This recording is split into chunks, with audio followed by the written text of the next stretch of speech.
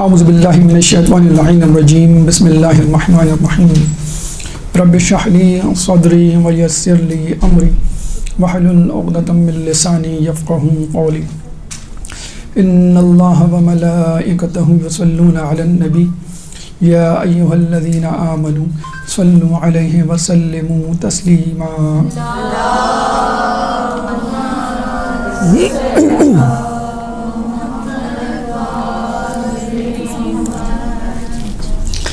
ایک اہم مسئلہ جو آج کل کے دور میں درپیش ہے دینداری تبلیغ دین کے حوالے سے، وہ یہ کہ رفتار تبلیغ دین رفتار تبدیلی سے مطابقت نہیں رکھتی۔ رفتار تبلیغ دین یعنی جس طرح دین کی تبلیغ مسلسل متواتر سرعت سے ہو رہی ہے اور ایک جگہ سے دوسری جگہ پیغامات، دروس، نظریات، افکار پہنچ رہے ہیں اور تقریباً دنیا کے کونے کونے میں پہنچ چکے ہیں اور تقریباً ہر شخص کو اب دسترس حاصل ہے اسلام کے افکار اور حقیقی نظریات کے حوالے سے۔ لیکن ایسا کیوں ہے کہ انٹرنیٹ کے دور میں کتابوں کی بہتات ہے، علماء کی کثرت ہے، ممبروں، محافلوں، مجالسوں، مدارس ہر جگہ موجود ہیں، عزاداری بھی اس سے زیادہ ہو رہی ہے، پہلے سے زیادہ ہم دیکھتے ہیں، لیکن معاشرہ انحطاط کا شکار ہے، اخلاقی اعتبار سے، لڑائی جھگڑے کے اعتبار سے، اختلافات کے لحاظ سے، دنیا داری، حب دنیا کے اعتبار سے، گناہوں کے اعتبار سے، شکوک و شبہات کے اعتبار سے ہم نیچے ہی جا رہے ہیں، حالانکہ اوپر جانا چاہیے، کم از کم نیکیوں کے حوالے سے تو ہمیں اوپر جانا چاہیے۔ لیکن ایسا کیوں کہ ممبروں، مدارس، مجالس، انٹرنیٹ، ہر سورس بہت متحرک ہیں، فعال ہیں اور باتیں پہنچ رہی ہیں، لیکن ہمارے پاس رزلٹ نہیں ہے، جسے کہتے ہیں نا کہ رزلٹ آنا چاہیے، وہ نہیں ہے۔ یعنی آپ یوں کہہ سکتے ہیں کہ پہلے زمانے میں جس طرح کے لوگ پیدا ہوتے تھے تقویٰ، پرہیزگاری، کرامات کے اعتبار سے، اب کیوں نہیں پیدا ہوتے؟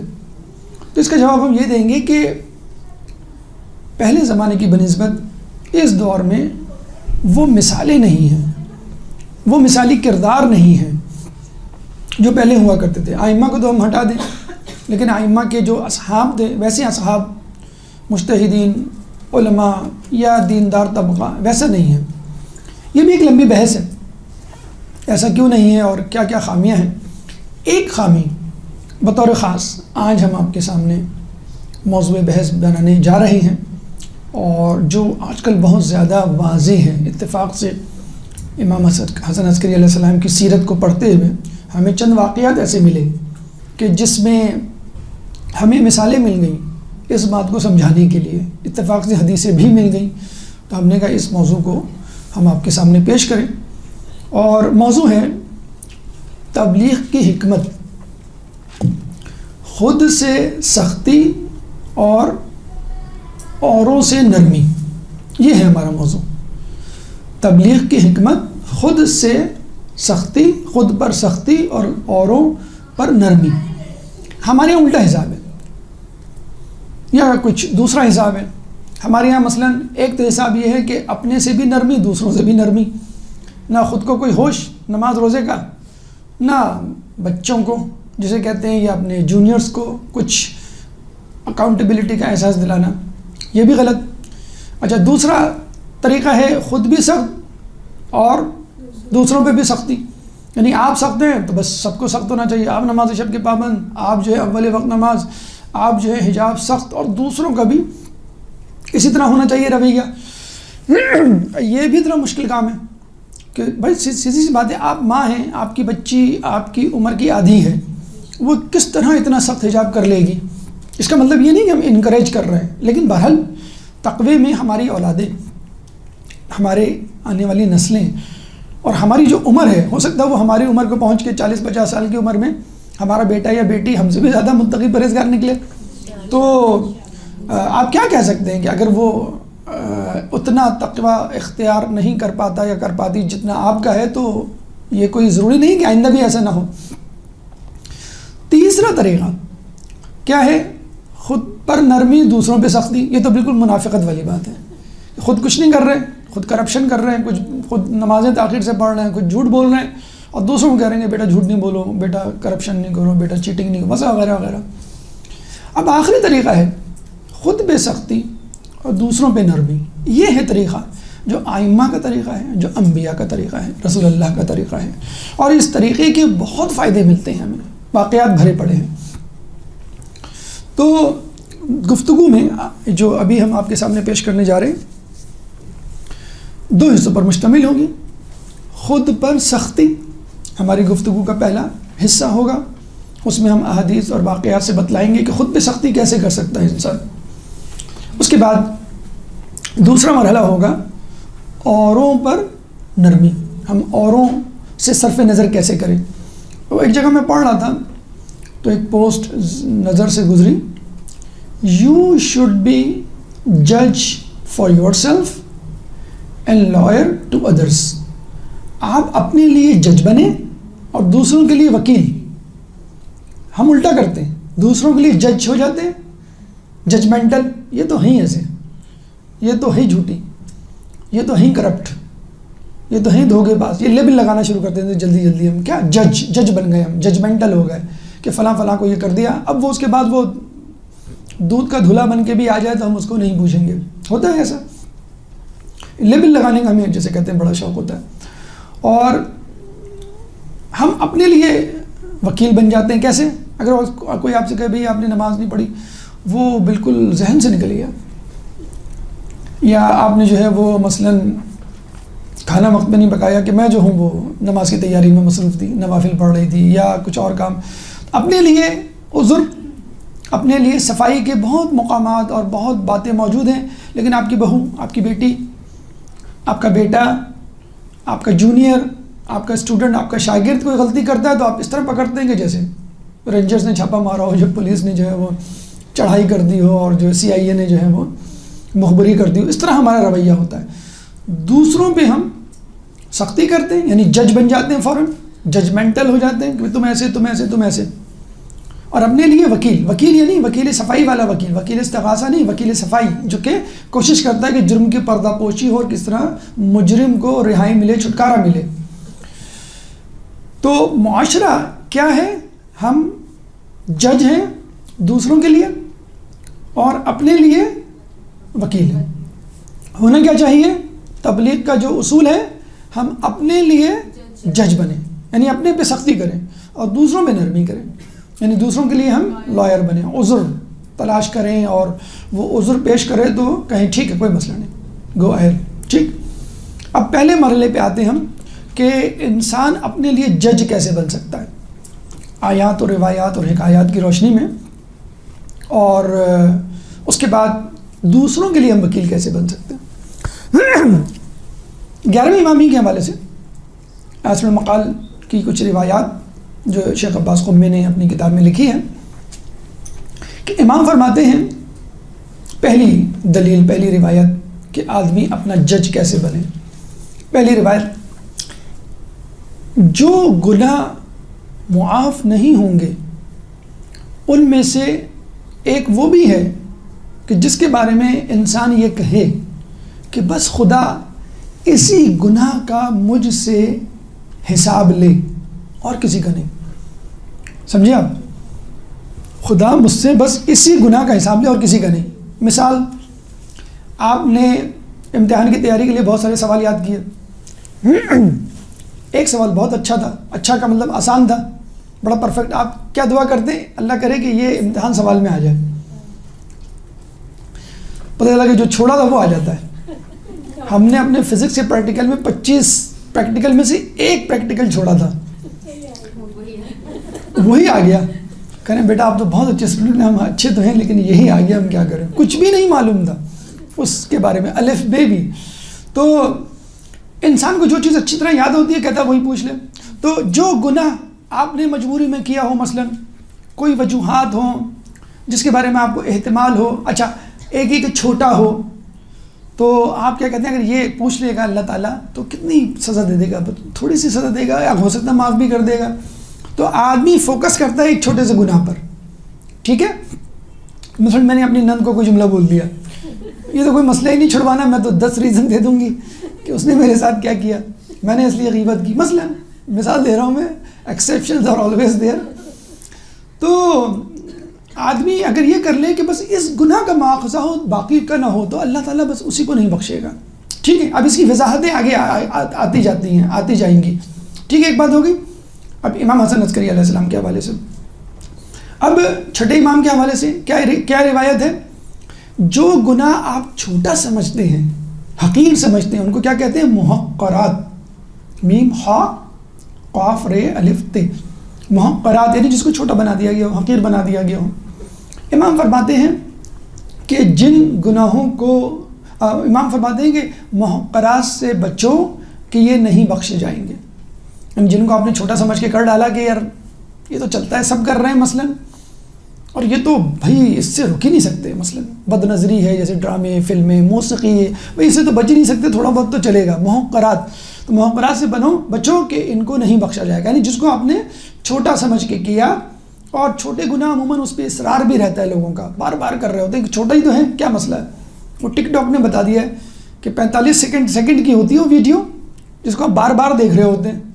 یعنی 45 سیکنڈ کی ویڈیو کو آپ 75 مرتبہ دیکھ چکے ہوتے ہیں، یہ سمجھ کے 45 سیکنڈ کی تو ہے، اور پھر جو وہ جاگزی ہوتی ہے بہرحال.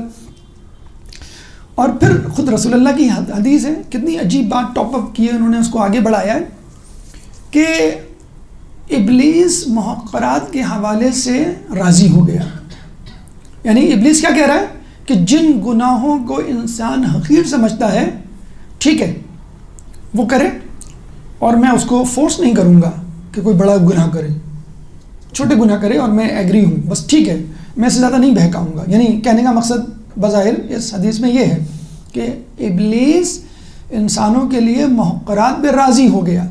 یعنی آپ بھی بڑے مطمئن ہیں کہ دیکھو میں تو بڑے گناہ نہیں کرتا، میں تو جو ہوں وہ کرپشن میں نہیں ہوں، میں جو اسمگلنگ میں نہیں ہوں، میں چھوٹی سی غیبت ہی تو کر دیتا ہوں، کیا ایسا مسئلہ ہے.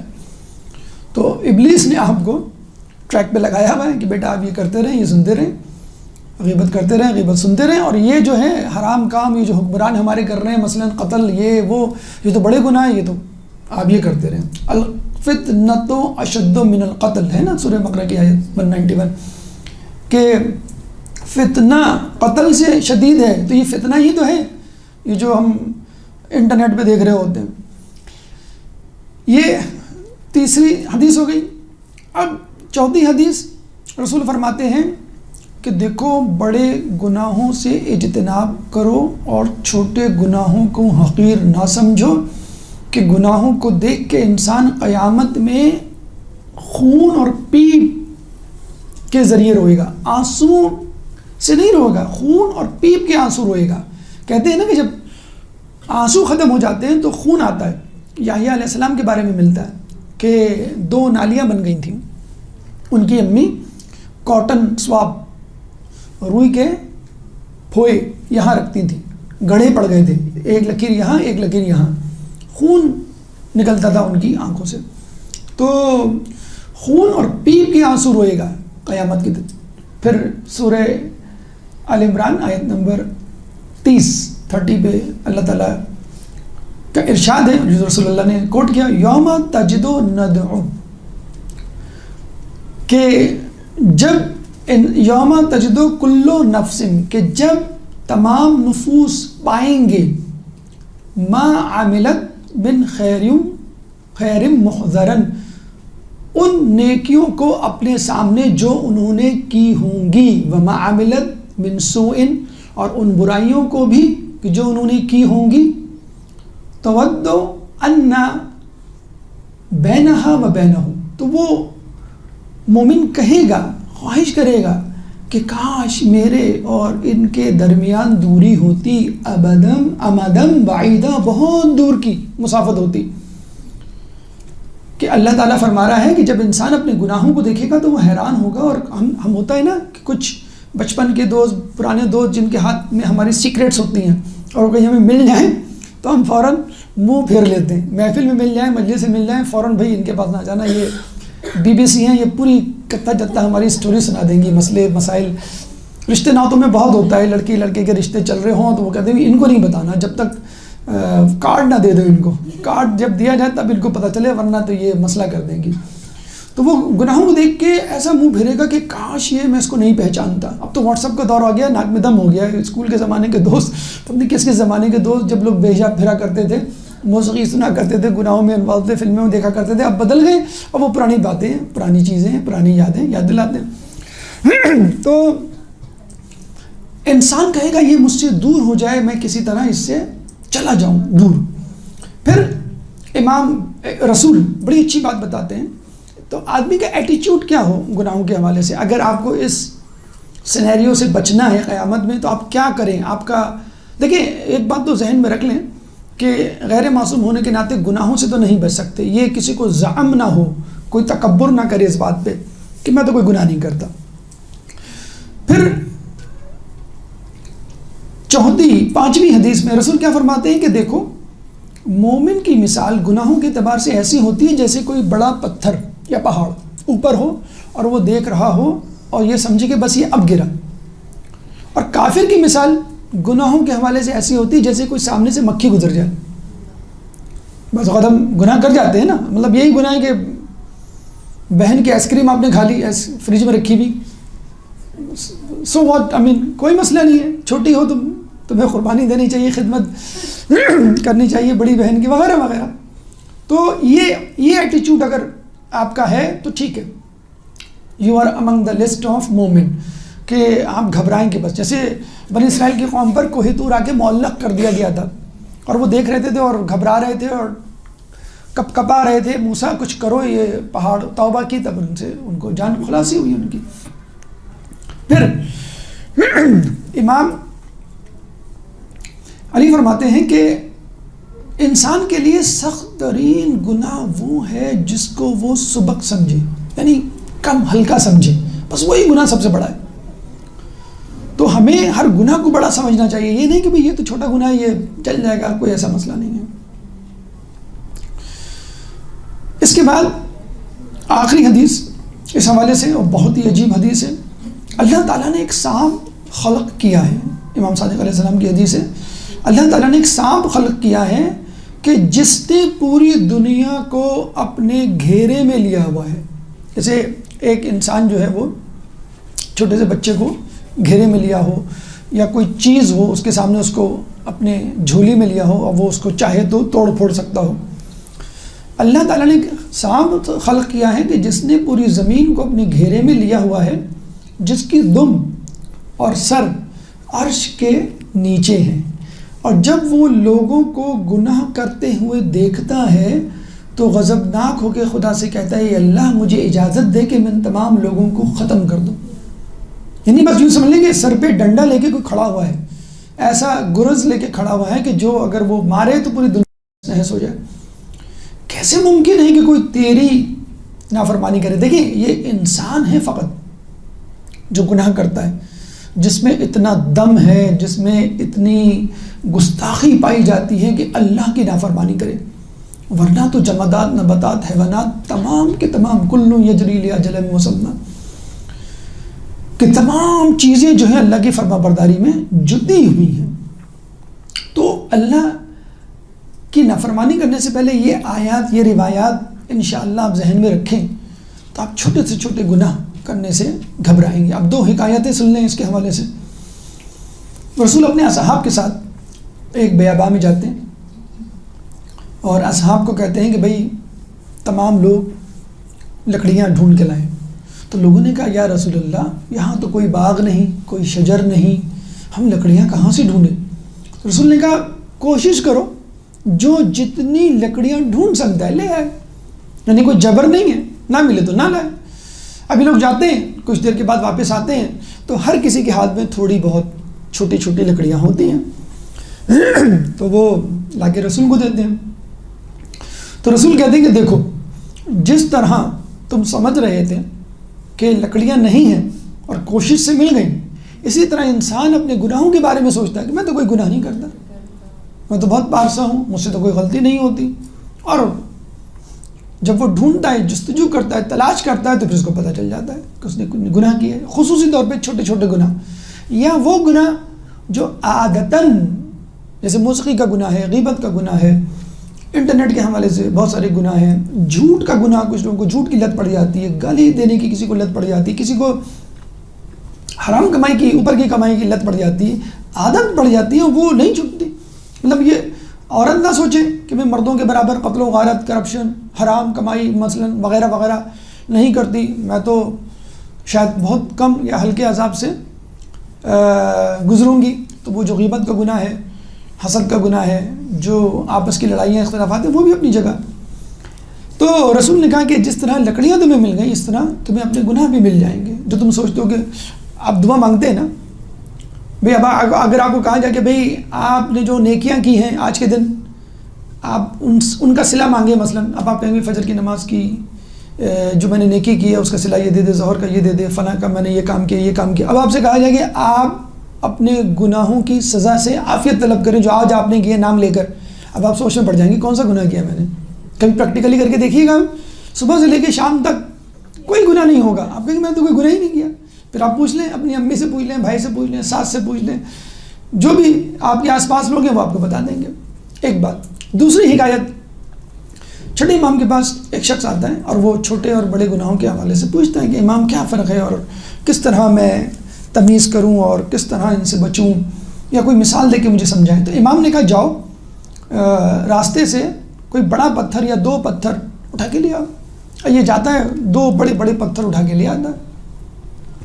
پھر امام کہتے ہیں جاؤ راستے میں جتنے بھی چھوٹے چھوٹے پتھر ہیں وہ سب اٹھا کے لے آؤ. ابھی جاتا ہے چھوٹے چھوٹے پتھر جتنے ملتے ہیں وہ بوری میں ڈال کے، اس کو تو پتہ نہیں ابھی امام کیا حکم دینے والے ہیں، بڑے مزے سے لے آتا ہے وہ پوری بوری بھر کے. تو امام کہتے ہیں اچھا اب تم ایسا کرو، یہ جو 2 پتھر لائے ہو بڑے بڑے، ان کو اپنی جگہ پہ رکھ دو. وہ جاتا ہے دونوں پتھروں کو ان کی جگہ پہ رکھ دیتا ہے. امام کہتے ہیں کہ اس بوری میں جتنے بھی کنکر ہیں ان کو اپنی جگہ پہ رکھ کے آؤ. کہتا ہے یا امام یہ چھوٹے چھوٹے کنکر، تو ایک کنکر بھی اپنی جگہ پہ نہیں رکھ سکتا، مجھے کیا معلوم میں نے کہاں سے اٹھائے. تو بس چھوٹے چھوٹے گناہوں کا یہی معلوم مسئلہ ہے کہ ہمیں پتہ ہی نہیں چلتا ہم نے کب کیا.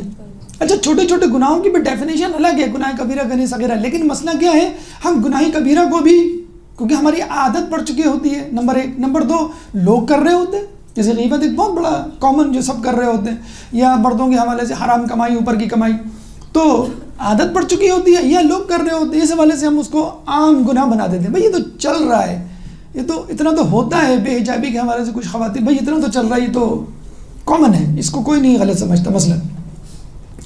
تو کہنے کا مقصد یہ ہے کہ چھوٹے گناہوں کو بڑا سمجھا جائے، چھوٹے گناہوں کے بارے میں یہ نہ کہا جائے کہ بس مجھے اللہ اسی کی سزا دے باقی میرے گناہ معاف کر دے. آپ کوئی نعوذ باللہ اللہ کو ڈکٹیشن کروا رہے کہ میرا ایسا حساب لے ایسا حساب نہ لے، تو اللہ کی مرضی ہے، کسی بھی گناہ کو پکڑ سکتا ہے، کسی بھی گناہ کو پکڑ سکتا ہے، چاہے وہ چھوٹا ہو چاہے بڑا ہو. چھوٹے گناہ کی سزا کے حوالے سے ایک چھوٹا سا واقعہ کہ 2 دوست جا رہے تھے، آگے ایک لکڑہارا گٹھڑا لکڑیوں کو ڈالے چل رہا تھا. تو ایک دوست نے تنکا اس میں سے نکالا خلال کے لیے دانتوں میں، ٹوتھ پک تنکا، اس کو کیا پتہ چلا ہوگا، اور وہ خلال کرنے لگا. اچھا کچھ دنوں کے بعد اس کا انتقال ہو گیا. اس دوست کو دوسرے دوست نے خواب میں دیکھا، اس سے پوچھا کہ تمہارا کیا حال ہے، تم تو بڑے متقی پرہیزگار نمازی روزے دار. تو اس نے کہا کہ وہ تو سب ٹھیک ہے لیکن 1 سال سے میں آگ میں جل رہا ہوں. میں 1 سال سے مسلسل آگ میں جل رہا ہوں، کیوں؟ کہیں گے وہ جو میں نے تنکا توڑا تھا لکڑہارے کے گٹھرے میں سے، ایک تنکا جو وہ بھی شاید مائنڈ نہ کرتا، لیکن بہرحال چوری تو ہوئی، چاہے وہ ایک تنکے کی کیوں نہ ہو. ہم بازار جاتے ہیں، انگور خریدتے ہیں، 2-3 دانے منہ میں ڈال رہتے ہیں، ہم اس سے پوچھتے ہیں کیا؟ 10 گاہک گزرے ہیں، ایک خوشہ انگور تو ویسے ہی ختم ہو جائے اس کا، آپ نے نہیں پوچھا، یہ بھی آپ کا حرام میں آ گیا، لیکن وہ بیچارہ مجبور ہوتا ہے. بہرحال یہ جو چھوٹے چھوٹے گناہ ہیں ان کی سزا بہت بڑی بڑی ہے اگر آپ نے اس کو چھوٹا سمجھ کے گزارا.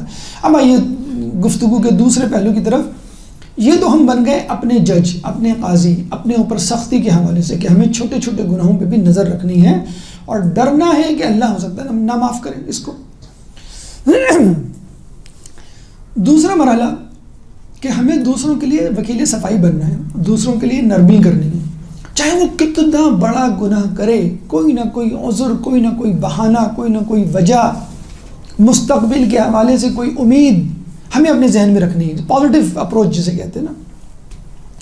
امام حسن کے حوالے سے، امام حسن عسکری علیہ السلام کے حوالے سے کچھ واقعات سن لیجئے کہ جو ہمیں ان کی زندگی میں ملتے ہیں کہ انہوں نے کتنے بڑے بڑے گناہ گاروں کو معاف کیا، صرف نظر کیا، عفو درگزر سے کام لیا، لوگوں کو منع کیا، بلکہ لوگوں پہ ناراض ہوئے کہ بھئی تم ایسا نہ کرو۔ مثلا ہمیں ملتا ہے کہ ایک شخص آپ کے زمانے میں وکیل اوقاف یعنی حکومت کے اس میں تھا،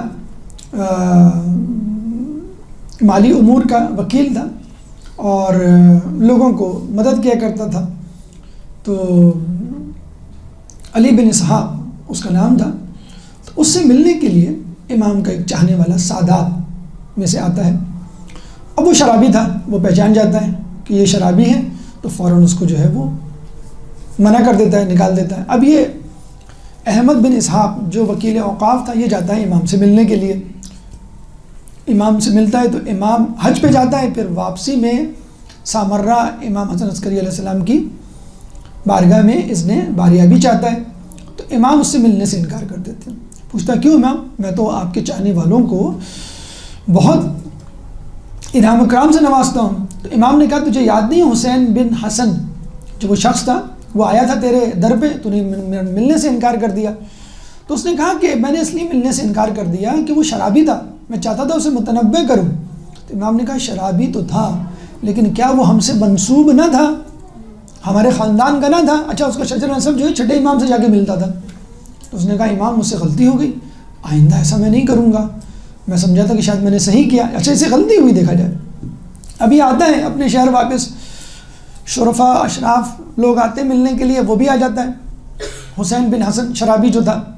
تو جیسے ہی وہ دیکھتا ہے، وہ تمام اشراف طبقے کو، ایلیٹ کلاس کو چھوڑ دیتا ہے، حکومتی عہدیداروں کو، اور اس کی طرف بڑھتا ہے جیسے کوئی بہت بڑی شخصیت ہو، یعنی ان تمام لوگوں سے اس کو بلا کر صدر مجلس اپنے ساتھ بٹھاتا ہے جیسے شاید کوئی خاص آدمی ہو۔ اور جب سب چلے جاتے ہیں تو اس کو وہ رخصت کرتا ہے کچھ دے کر، تو وہ کہتا ہے کہ خیریت تو ہے، آج تم نے میرے ساتھ بہت اچھا برتاؤ کیا، پہلے تو تم ایسے نہ تھے، پہلے تو مجھے دھتکار دیا تھا۔ کہیں گے کہ میں امام کے پاس گیا تھا اور انہوں نے ایسا ایسا کہا، کہیں کہ وہ دھاڑے مار مار کے رونے لگا، کہیں گا میں آئندہ سے شراب نہیں پیوں گا۔ گھر جاتا ہے، شراب کے سارے برتن جو ہیں وہ توڑتا ہے اور کہتے ہیں مسجد میں جا کے معتکف ہو جاتا ہے۔ دیکھیں یہ ہے رسپانس جو ہم کہتے ہیں نا کبھی ان کا حجاب ٹھیک نہیں ہے، دیکھو یہ 10 سال ہو گئے ان کو حجاب کرتے ہوئے، دیکھیں میرے بچے جو ہیں 10 مرتبہ کہہ چکے ہیں اول وقت نماز نہیں پڑھتے، فلاں یہ کر کر کے ہم نے لوگوں کو متنفر کر دیا کہ جیسے ہم آگے بیٹھتے ہیں بھائی چلو آ گئی، اب یہ نصیحت شروع کر دیں گی، اب یہ غلطیاں نکالنا شروع کر دیں گی، اب جو ہے وہ سورہ سننا شروع کر دیں گی، تجوید سننا شروع کر دیں گے، فقہی مسائل، یہ ہم لوگ کی عادت بھی ہوتی ہے کہ تھوڑا سا ایک ریاکاری، شو آف، ایک اپنا بڑا پن کہ بھی جو آپ لوگ کر رہے ہیں وہ سب غلط کر رہے ہیں، جو میں کر رہا ہوں، جو میں کر رہی ہوں وہ سب صحیح ہے، اور میری چیز، میری بات، میرا موضوع جو فیوریٹ ہے اس پہ گفتگو کی جائے۔ اب وہ معتکف ہو گیا، اور جب وہ انتقال کرتا ہے، کہتے ہیں اسی حالت میں اس کا انتقال ہو گیا، تو فاطمہ بنت امام موسیٰ کاظم علیہ السلام کی قبر کے برابر اس کو قبر مبارک ملی۔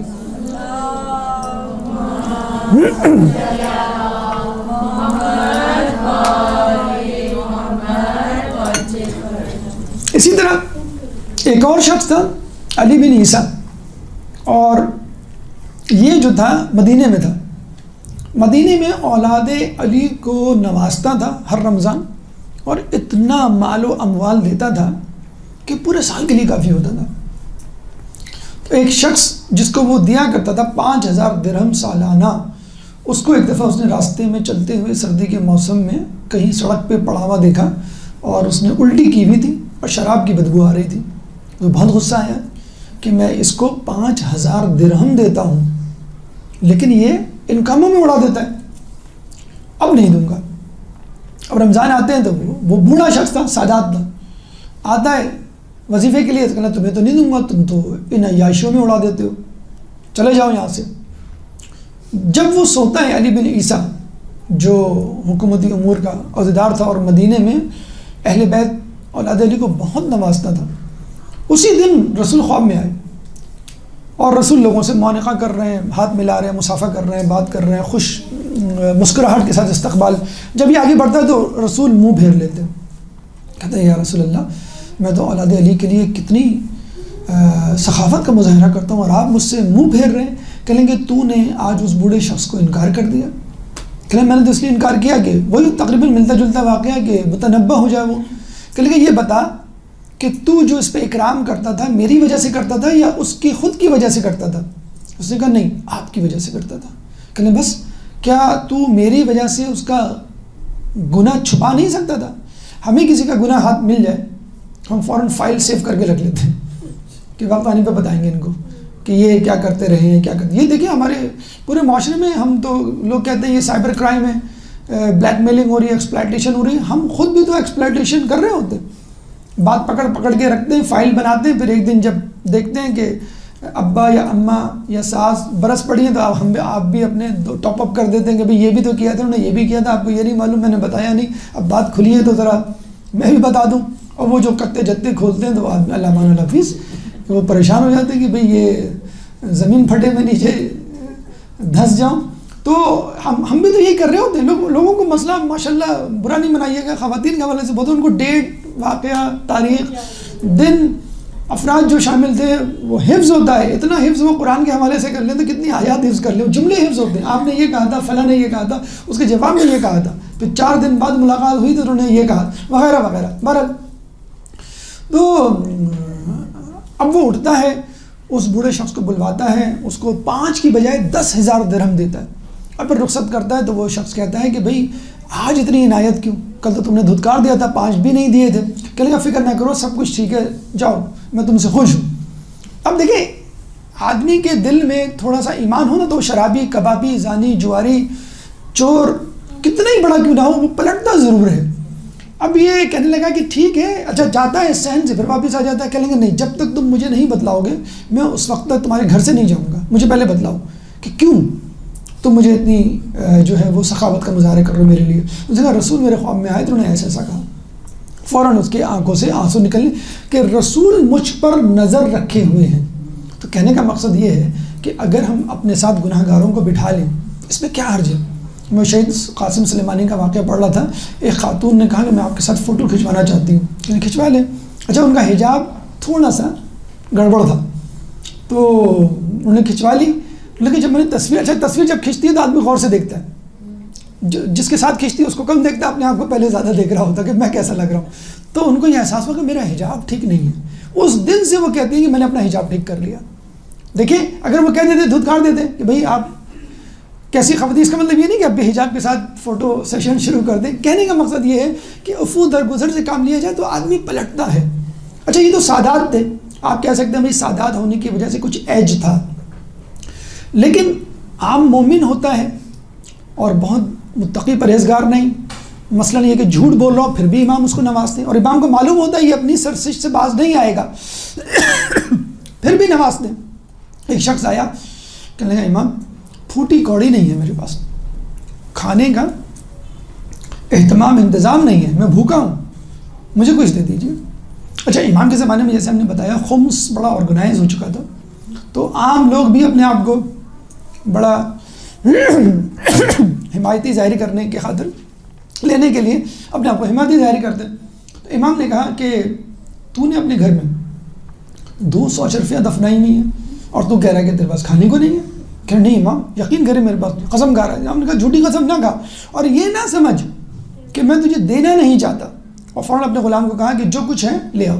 100 اشرفیاں اس کو دی, پھر بھی منحوس ملعون نے قبول نہیں کیا. امام نے جاتے ہوئے کیا کہا, دیکھ تو ان اشرفیوں سے اس وقت محروم ہوگا جب تجھے ان کی بہت شدید ضرورت ہوگی.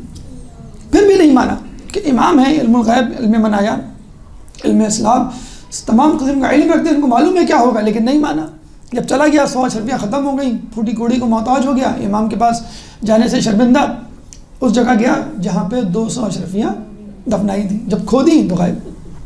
پتہ چلا اس کا بیٹا لے کے جا چکا اور گل چھڑے اڑا چکا, اور وہ پریشان, اور اس کے وہ کسی دیکھیں. لیکن امام کو معلوم تو تھا کہ امام نہ دیتے اور بضد رہتے اس کو جھوٹا ثابت، ہم تو جھوٹا ثابت کرتے ہیں نا، آؤ میں تمہیں دکھاؤں تم نے کیا کیا ہے، کچن میں جا رہے ہیں، کبھی بیڈ روم میں جا رہے ہیں، یہ تمہاری جو ہے سلیقہ شعاری ہے، یہ تمہاری یہ چیز ہاٹ پاٹ میں سے روٹیاں نکال کے دکھا رہے ہیں، دیکھو یہ تم نے روٹی پکائی ہے، مطلب ثبوت کے ساتھ پکڑتے ہیں. اور اب تو موبائل آ گیا، کوئی مسئلہ ہی نہیں ہے فوٹو کھینچنا. تو امام جو ہے وہ اس کو جھوٹا ثابت کرتے، نکلواتے اور پھر دے دیتے 200 کہ بھئی دیکھو یہ 200 یہ اب احتیاط سے کرنا. لیکن اس کا بھرم رکھا، اس کا جو ستار العیوب خدا ہے نا، تو ہمیں بھی ستار العیوب جیسا جو ہے طریقہ اپنانا چاہیے.